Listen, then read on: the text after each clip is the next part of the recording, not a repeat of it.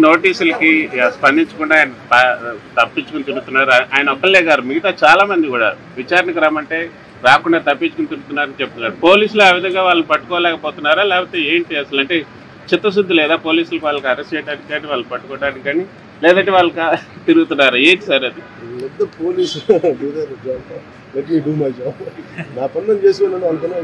అట్లా గత గవర్నమెంట్ లో అయితే ఎక్కడున్నా కూడా పట్టుకొని వచ్చేవాళ్ళు, ఇక్కడ మాత్రం పోలీసులే వాళ్ళు చెప్తున్నారు వాళ్ళు సందర్భాలు ఇలా అనిపించట్లేదు.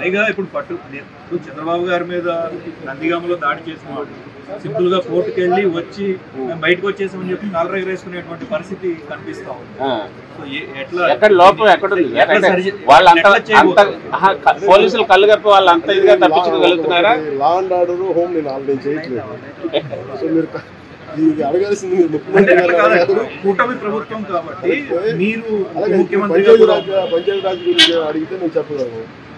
కొన్ని ఇది మా ఏం జరుగుతుందో ఒకసారి మీరు చెప్పినవన్నీ సమిష్టి బాధ్యత కదా సార్. ఖచ్చితంగా నేనే అన్నీ తప్పించుకోవట్లేదు కదా, కానీ ఒక మాట చెప్పేటప్పుడు కొంచెం బాధ్యతగా చెప్పాలి. సో మీరు మా మీడియా మిత్రులు అడిగారు ఢిల్లీలో, ఇవన్నీ నేను మా ముఖ్యమంత్రి గారి దృష్టికి, హోంమంత్రి గారి దృష్టికి తీసుకెళ్తాను.